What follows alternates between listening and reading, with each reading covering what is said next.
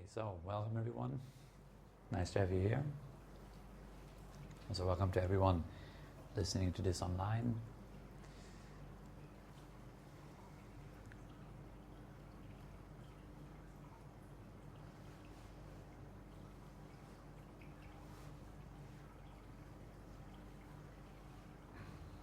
So meditation is all about getting to know yourself. It's not about adopting a new kind of belief system. That you come to some meditation class and then someone is talking a little bit about meditation and then you leave the class with a bit more information, a few more beliefs, that you are supposed to make your own beliefs. But it's just about plainly knowing yourself, knowing the way it is. How is it being you right now? You cannot know yourself in 10 minutes. You cannot know yourself 10 minutes ago, but you can know yourself now. How you feel as you sit here, how the body feels, what kind of mental attitude is there currently.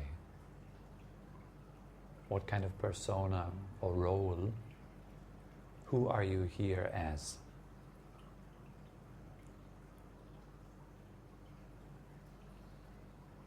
And you can sense yourself like this. Pretty simple.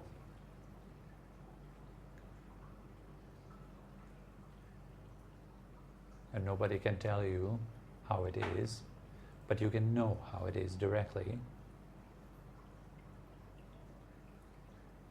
Even doesn't require any words. You don't have to think it all out. Who are you?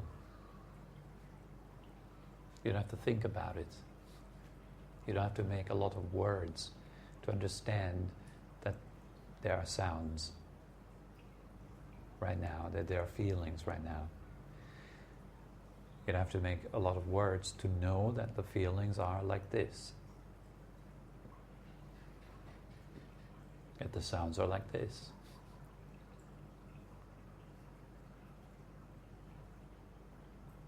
That's all it takes. This is all we develop. This is simply knowing this moment as it is. And then you might wonder, well, what's the point? Why run around in life knowing myself? It's a kind of a weird question anyways. But if you might ask it, if you might wonder, why would I cultivate such a thing as awareness? Why would I endeavor to know myself right now, right here? There are many reasons. One of them, simple reason, is gives you a choice. It takes you out of reacting to life mechanically, automatically. Someone's up in your face, giving you a hard time. You don't really have to get angry about it. Actually, you could also just relax. If there's a problem, you can solve it, but you don't have to suffer.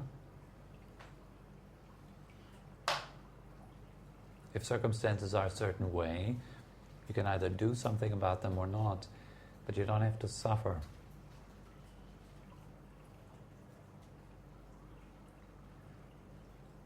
So this is another good point, why we meditate, why we sit down and cultivate self-awareness. It doesn't just only give us choice in terms of acting or reacting, but it gives us also the ability to liberate ourselves from suffering, to go beyond or above suffering.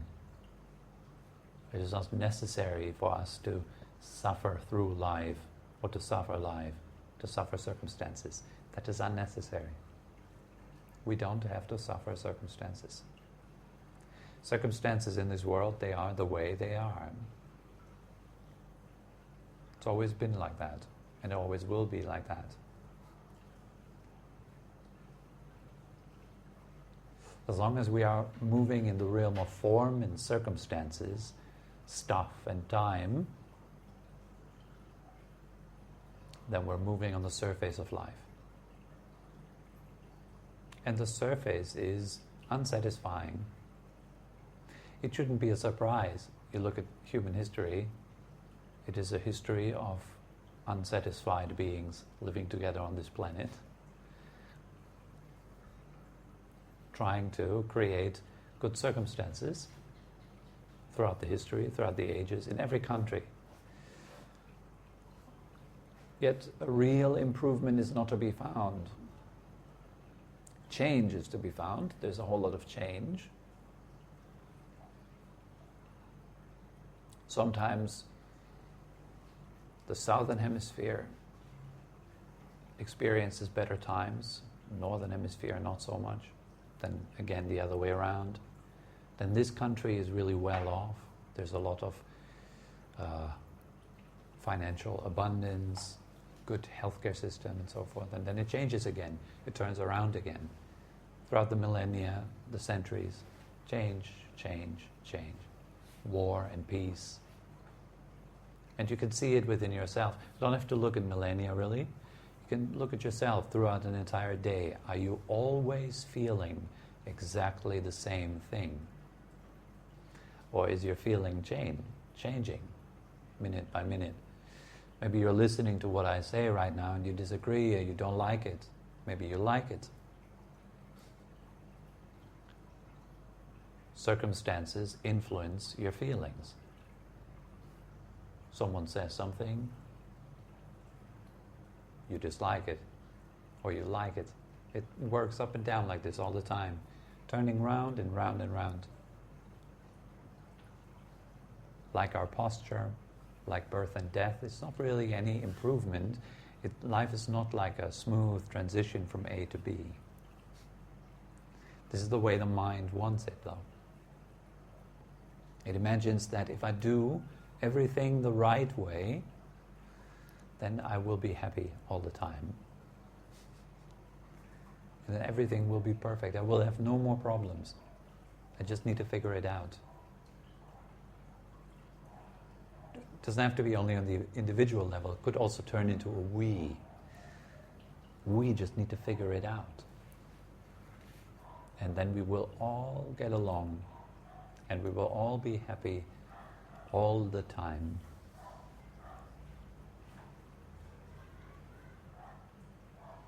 It's like almost assuming that there will be no more rainfall. When we do everything perfect, the sun will only shine. Day in and day out, only sunshine. Would it be good? Imagine, only sunshine now for the rest of all times. No more clouds, no more rain, no more bad days. Always happy. Does that work? Can you sustain your happiness? Is there anything in life that you can sustain, in fact? You might not be having so much influence over external circumstances, but how about yourself? Next time when you're laughing about a joke, can you continue laughing? What happens if you continue? You just continue laughing.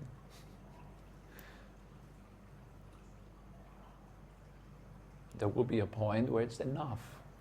You can't sustain it. How about crying? Can you sustain that?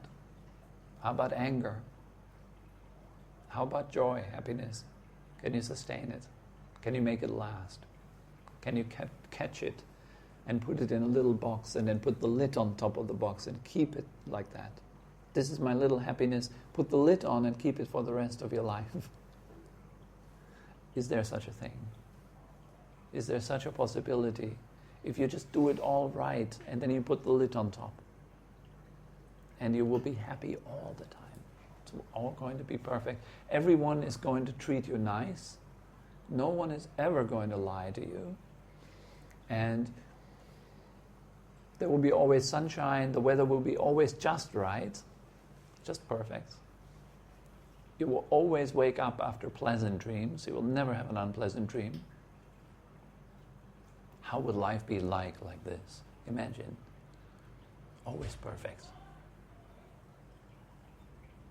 You're never getting ill. There's always health. You're never feeling pain in your body. You will always feel fantastic in your body. That's the mind imagines this kind of utopian life. It thinks like, I need to just do everything right and then health will all be mine. I can be healthy forever. I just need to always do the right thing and eat the right thing and exercise every day and apply the right lotions at the right time. And associate only with the right people. Is there such a thing? Is there a possibility for you to experience life without problems? Is there such a thing?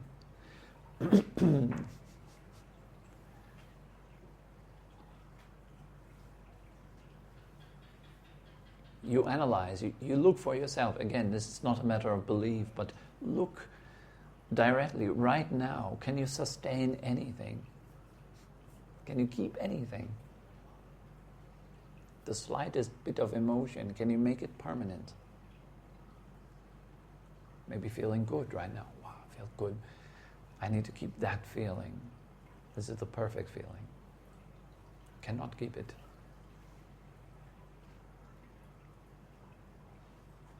You can keep nothing. I can keep nothing. Nothing can be kept. And the reason for that is nothing is owned.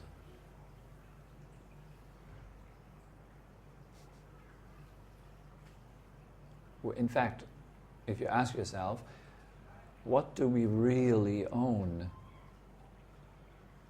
There's a big universe, and it is made of matter. For one part, there's matter, there's atoms.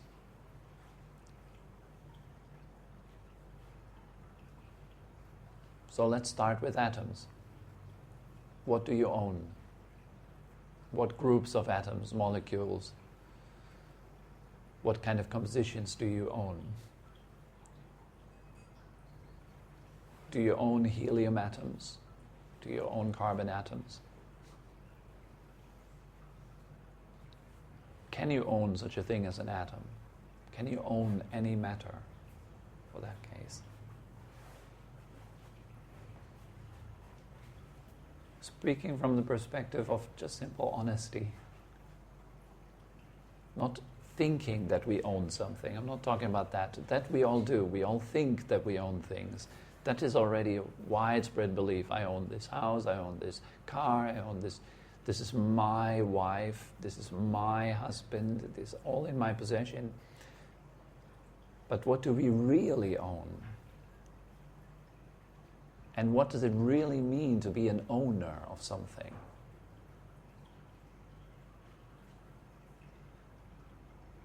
Do we own health? Do we own the body? Do we own life? Is it up to you when it stops? Is it up to you when it changes?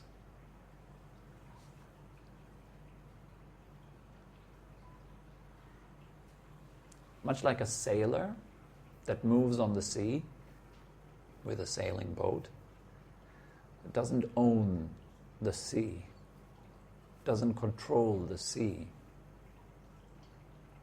But the sailor might believe he can control the sea. That is true. A sailor might believe he can, but as a fact, he doesn't own the sea and he doesn't control the sea. Also for the weather, we can't control it and we can't own it. We might steer left and right, but we don't know what's going to happen. You can make decisions, but you don't know where they will lead, what they will cause. Will it all be good if I make that one perfect decision? And then from this moment on, my life will be good? I just need to make the right decision. Sometimes we have people come to the retreat and they feel, I need to change my life. I need to do a change in my life. And then they do this retreat to get clarity. You might want to learn meditation maybe for precisely the same reason. I need to get some clarity So I know what decision I should make. Should I quit my job or should I continue doing it? It's a very important decision, and then this decision becomes so huge and so important, as if you had only one decision in your life that you can make. Feels like so incredibly important. I can steer only one more time in my life, and I better steer the right way. So should I go left or should I go right? And we really stress out about it. As if you have one more move left. Is that true? Do you have only one more move left? What if it doesn't work out? Is that it? Surely for the mind in that moment, I'm going to die. This is the time I have to make the right decision. And if it doesn't work out, I'm going to die, it thinks the mind. Everything is going to be horrible. No, you just make another decision. That's what we've always been doing. Just making other decisions, right? So you make another turn. Take a turn to the right, to the left. See what happens next. But you don't know. That's the thing. All you can do is turn. And you can have an assumption that, well, that might be good. It could be a good decision. Maybe I should go left and hopefully it will be good. But I tell you something, it won't be good and it won't be bad, but both will be there. Sometimes it will be great, sometimes it will not be so good.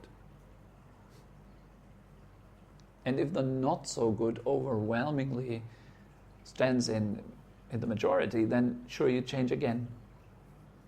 If you change your course, that's learning. It's learning in life. It's growth.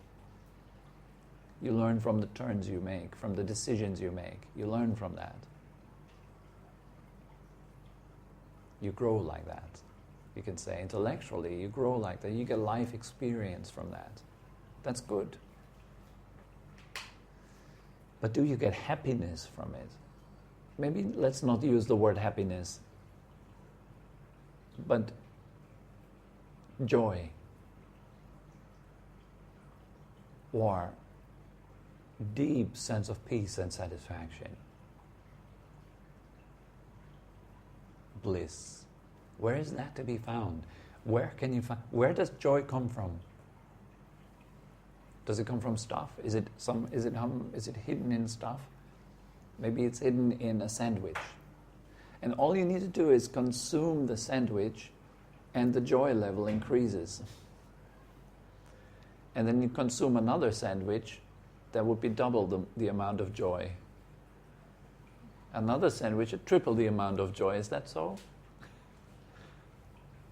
Maybe you're feeling terribly hot. You just spent an hour at the beach and you feel really hot. So what do you want? You want to go into a cool air-conditioned room.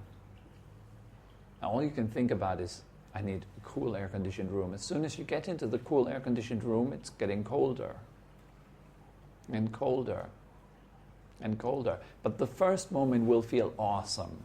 It's like, oh God, finally aircon. Like you just go into a 7-Eleven or Family Mart or whatever. It's just, nice. Then you stay in there. What will happen?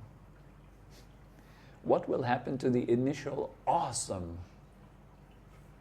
Will it be more and more awesome with each minute that you're spending in there, or less and less awesome? You already know. This, again, is not a matter of belief. It's just a matter of observation. You can look at yourself. You can test it. You put it to the test. Next time you're hungry, you really want to eat something, you go, you eat. The first bite is awesome. Keep eating then. Does it get more and more awesome? Or less and less awesome? Sometimes I eat meals, and I'm a bit of a foodie. I love good food. So sometimes I eat meals that taste so good. And then there's just kind of the just right portion, but it doesn't feel like enough. I want to eat more because it tastes so good. Then I eat another portion, I order another one. And then I regret. It's not that I'm feeling like twice as good. And life And everything in life, and every event, every circumstance, every time is precisely like that. Like food, like your posture, everything is like that. It doesn't get better. Every situation naturally becomes more uncomfortable. You can look. I'm not just some depressing guy that sits up here and wants to make all of you depressed. Far from that. The opposite, in fact. I want to point to your power. And in order to point to your power, I have to direct your eyes away from what's not your power. Namely, the stuff of life that you are not. That is not yours. That is deceptively nice. That looks always inviting. It's always playing. It always invites you in. Come. Consume me. You need this. This is what we learn. We grow up like this. You need to become that person which is fill in the blank. Maybe now it's a meditator. You need to become a good meditator. Your meditation needs to go deeper. You need to think less. Soon, you will get there. That is kind of, inviting advertising of the mind. Like, you will find yourself, you just need more stuff. You just need more knowledge. You just need more experiences. You just need more. And then finally, you will be happy. That's our living mode, pretty much most of the time. If you have mindfulness enough, if your mindfulness is strong enough, if your mind is clear, sharp, and quiet, and you look, you will feel a pull inside of yourself. Constant forward pull to the next thing, the next moment, the next breath. Always looking forward to something that's supposed to happen. You might look for happenings, you might look for possessions, you might look for experiences, something. But you're looking maybe even forward to the next sentence. There's this almost like waiting. Life is like this waiting period. You're in the waiting room. For a person that has no mindfulness, they're continuously in the waiting room. It's a waiting room experience, always waiting for something. And then you get these little tiny bits and pieces that make it look like it's about to happen. Almost. Yes, you're getting there. You feel happy, you feel excited. Wow, great. These are great news. And then you finally get it and it's like kind of disappointing. Almost like a child that gets this new toy and the first moment, wow, it's awesome. The last time you bought a new phone, how was it? Exciting. You have all these new functions. It's a better screen, it's a better camera. You could take a lot of selfies, take a lot of pictures and movies, and it's like, wow, I have so many possibilities now. It's faster. And then slowly, it stays more and more kind of just like on the table or in your pocket. It becomes less interesting. But in the beginning, it's like you're glued to it. And you're only getting in this waiting room. Sometimes there's a voice in the speaker and says, soon it'll be your turn. And when you hear that voice, it's like, yeah, I'm so looking forward to that. 10 minutes more, and you can enter the room. And you're like, wow, 10 minutes more. Great. Fantastic. In 10 minutes, everything is going to be fine. And then in 10 minutes, the voice says, 10 minutes more. Maybe you even get a glimpse of the room, like the door opens really quick and then closes again. You get a little glimpse of happiness. Is that enough for you? Getting a little happiness here, a little bit there.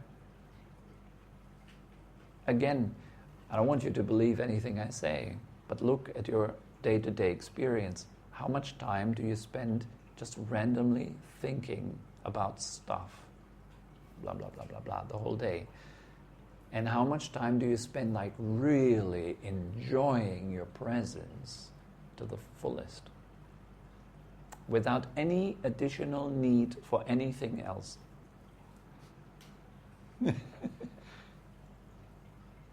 Just really being satisfied.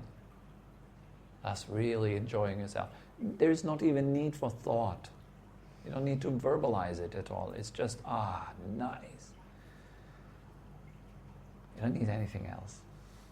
You can just sit for an hour not doing anything.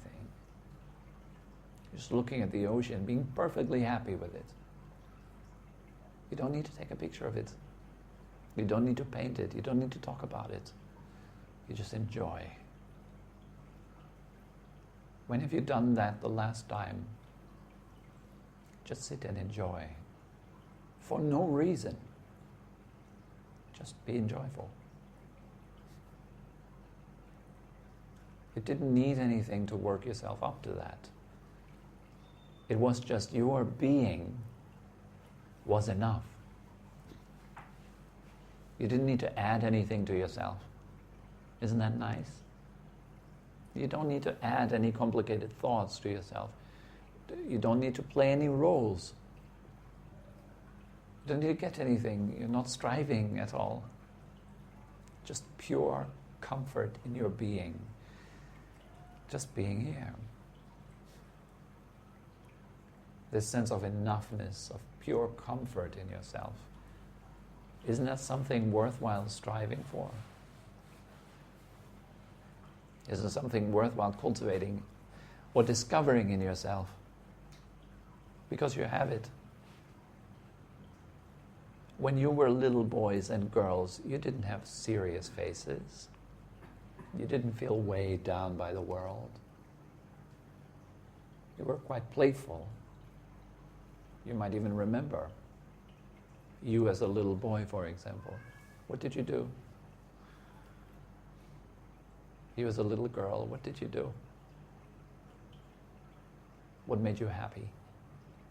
What did you do with your friends?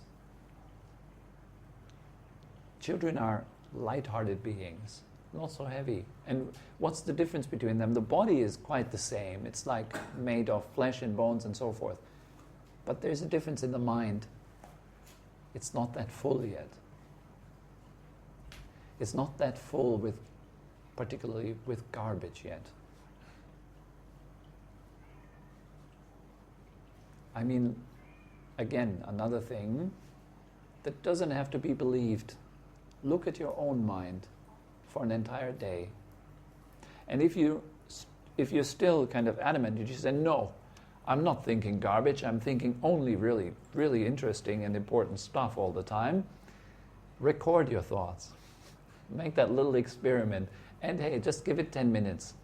Sit down with your recorder, put your record on your phone on, and speak every thought that comes to your mind. Is that very amazing? What comes out of it? Is it like art or something? Is it inspiring? Just test it. Put it to the test. This is all stuff you can test. That's why I like it. I don't have to tell you anything. Just say, look at yourself. That's all I also ever do. I'm just looking at myself. And see what happens in there. Getting to understand how I make myself suffer. How do I do this? How do I manage to create pain around nothing? It's pretty amazing. I'm good at that. I can create pain about someone looking at me. I can feel pain around that. I can browse Facebook. It's a great source of pain also. I can browse Facebook and I can complain about the content that other people upload. And I have to see this. Unbelievable. It's outrageous. And then I can think about it for quite a while, obsessing about it almost, feeling really bad. It makes me feel really bad. physically even. That can't be healthy. It can't be healthy. I'm sure it is not healthy. If there was at least some real threat that we're experiencing with our physical body, but most of the threats and the stress responses that we are feeling most of the time are just coming out of our head. Projections, ideas, what might happen to me? Will I ever make it? What will they think? What are they thinking about me? Are they thinking something about me? Did I say something wrong? Am I out of place? I'm better than anyone else, and I can prove it. I'm better than those people, and then those people, and then they are all thoughts, yet they have a lot of power. They create societies, they create ideologies, and such ideologies make people go onto the streets and punch each other in the face because of what we think. Not that there is an actual real problem out there in the world that somehow comes at you, but we often argue about thought. It's a nice dinner, it's a beautiful dinner, the whole family comes together. We haven't seen each other for a year, and now it's like New Year's dinner or something like that. Everyone sits together at the table. It happens in many families. Suddenly people argue about politics, about whatever.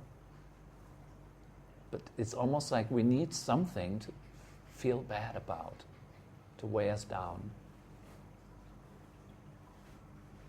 Every movie is demonstrating that.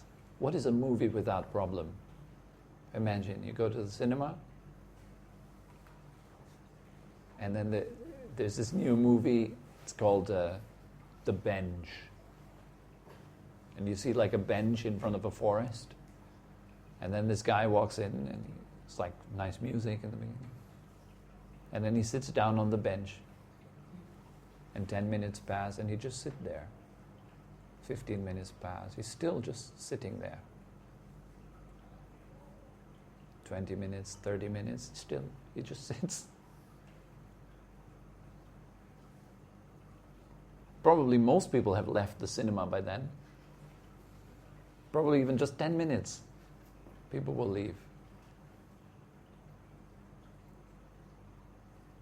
1.5 hours of this guy just sitting there at the bench enjoying the sunrise. There's no action, there's no problem. The mind needs a problem to feel alive. Something to complain about, something to feel heavy about, something to feel more me about. Who would I be without my problems, without my stuff to worry about, without my future and my past and all that stuff? Who would I be without the voice in my head? It's a good question. Who would you be without the voice in your head? Imagine. Would you cease to exist?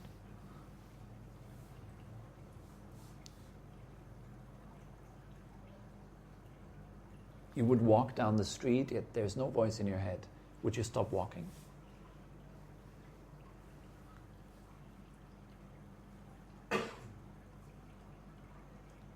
You might wash the dishes, but no voice in your head. Your friend might tell you something at the dinner table. You're listening. There's no voice in your head. You just listen. This is how you add quality to every moment of your life. To be here fully, this is what we cultivate. This is meditation. It has been said many, many times by many teachers, by many meditators. It is about really being here fully. The body is already here. Lots of bodies in the room right now. Is the mind also here? Or is the mind like making movies?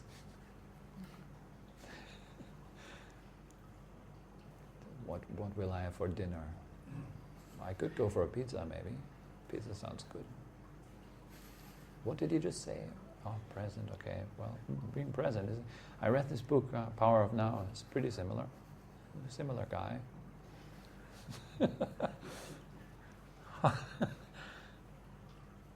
What would happen if that voice wouldn't be there?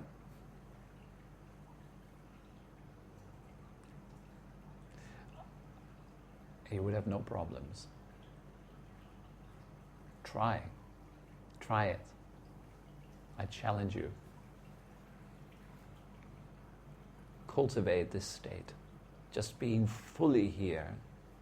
Uniting body and mind. When you walk, your body is walking and your mind fills the body as it walks. You're fully here.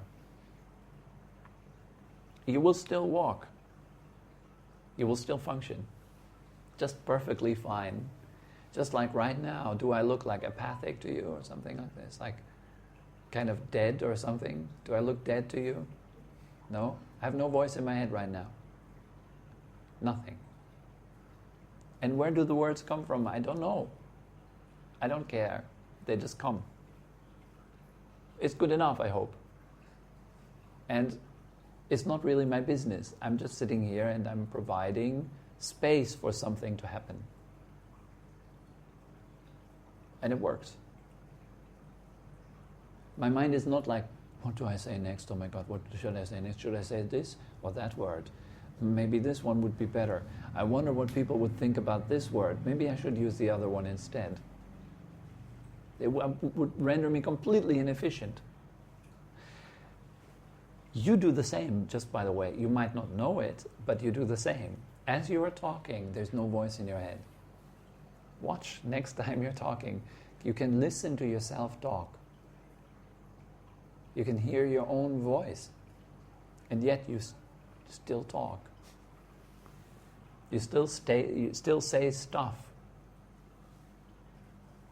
Just as you did when you were not aware of talking. When you were not here as a listener to yourself. And then imagine you can listen to your friends, but there is not one word in your head as they speak. What a beautiful gift that you can offer to your friends. You're totally unoccupied. You're fully available. This is really nice. Everyone loves that. Everyone loves a person that is fully available. Not just, yeah, blah, blah, blah, see you later, okay, blah, blah, blah, blah. Not like that, but fully 100% attention to you. That's what we all love. It's what we all want. This is like, it's like holiday for us. Someone paying attention to us. Most beautiful thing ever. Most popular thing ever also. Social media, the internet is based on that. The wish for attention. The need for attention. This is not a bad thing. This is our nature. We all need attention. And if we start giving it to ourselves, we are nourished by that. It's food. Particularly warm, kind, loving attention. It's food. It's food for your heart. It's food for your soul. Food for your body, your health. All benefits from it. This is what it means. You're taking good care of yourself. It is enough to just lie down comfortably every day for 30 minutes and do nothing. But just pay attention to yourself kindly. This is very healing. It's a very nice thing to do. It's a gift for yourself. You're giving yourself a gift. How many times do you do that? Just sit. Maybe you need to wait for your girlfriend while she's shopping. Maybe you need to wait for your boyfriend while he is shopping. Why not just sit and enjoy your presence? Just giving yourself, offering yourself some attention, some kind, calm attention. It'll do all the difference, I guarantee. This is the difference between happy people and people who are experiencing pleasure. We all experience pleasure here and there, sense pleasures all the time. It's always some stimulus. It's okay, it's fine. But true happiness, deep satisfaction, that's what most people lack. And it is all depending on attention. Attention to yourself. And then out of that comes a great powerful gift that you can give to your friends, even to your enemies. Paying full attention without words in your mind, without stories, judgments, compartmentalizing anyone, putting them into a box. This is a beautiful gift. This is kindness. This is a gift of kindness. You're not putting anyone in a box. Because you're not thinking.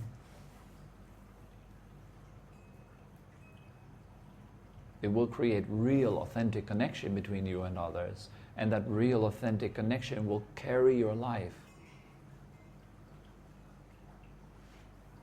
Then you can again marvel at the way life is unfolding, just moment after moment, and you don't have to worry about nothing.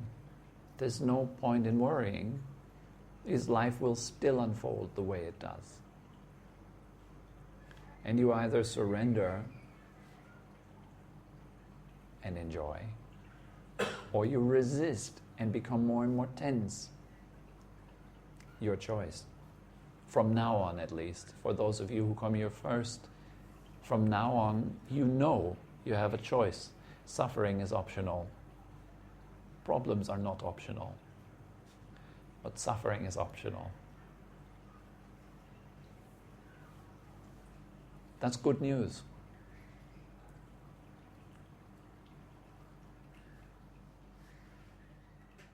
All right, so I think that's enough for today.